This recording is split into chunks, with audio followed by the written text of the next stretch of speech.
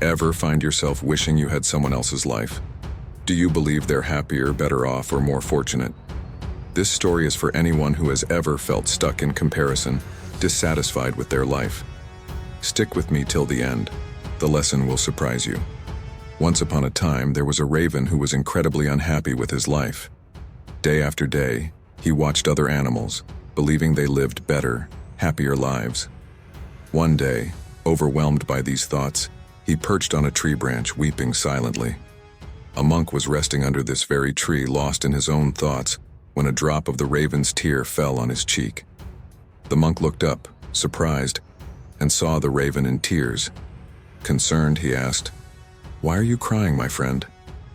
The raven, heart heavy with sadness, replied, "Oh, wise one, I'm deeply unhappy with my life. No one cares about me. People shoo me away in disgust. No one offers me food, and I feel like everyone hates me. Death feels better than living like this." Hearing the raven's sorrowful words, the monk's heart filled with compassion. "Dear friend," he said gently, "we should learn to find happiness within our circumstances, no matter how they may seem." But the raven, overwhelmed by his misery, could not understand this wisdom and continued to cry. The monk, sensing that words alone would not ease the raven's heart, said, "If being a raven brings you so much unhappiness, tell me what you would like to become. I can transform you with a single mantra." Brightening at the monk's offer, the raven said, "Oh, blessed one, if you could grant me one wish, please make me a swan. They're beautiful and pure. Surely they must be the happiest creatures on earth." The monk nodded. "Very well. But first, I ask you to visit a swan and ask if it is truly happy. Go, and when you're ready, return to me." With newfound hope, the raven quickly flew off to find a swan. He soon spotted one gliding gracefully across a pond. The raven called out, "Oh, swan, you are so beautiful. Your feathers are as white as fresh snow, and everyone admires you. You must be the happiest bird alive." The swan looked up and responded with a hint of sadness. "No, my friend, I am not as happy as you might think. While my feathers are white, they are colorless compared to the world's beautiful colors.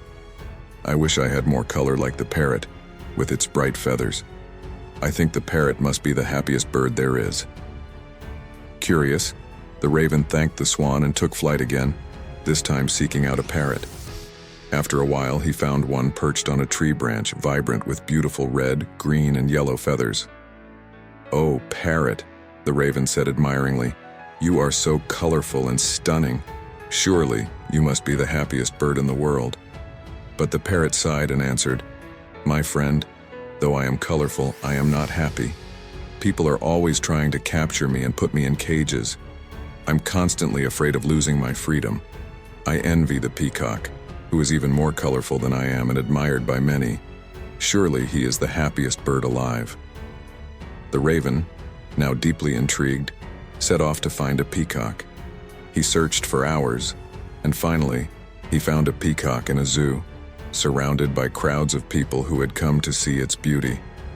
As soon as the crowd dispersed, the raven approached the peacock. "Dear peacock," he began, "you are so beautiful that people come from far and wide just to admire you. While others are overlooked, you are adored by everyone. You must be the happiest bird on earth." The peacock lowered his gaze and replied softly, "Thank you for your kind words, but I am not as happy as you might think. Because of my beauty, I am kept here in this cage. People take my feathers to use as decorations, and it brings me pain. I cannot roam freely like other birds. If I had a choice, I would rather be a simple raven, who is free to go wherever he pleases." The raven was stunned. The peacock, the bird he'd always thought to be the happiest of all, envied him, a plain raven. The raven flew back to the monk, who was waiting patiently for him. Landing on the tree branch, he looked down at the monk with newfound insight. "Oh, wise one," he said, "I no longer wish to be anyone else. I've realized that each creature has its own challenges, even those who seem the happiest. I am grateful for the freedom I have as a raven." The monk smiled. "Yes, my friend. We often see only what others appear to have, without understanding what they lack. Happiness is not in what we possess, but in how we view it. If we spend our lives comparing ourselves to others, we will always find something we think we're missing. True happiness is being content with who we are.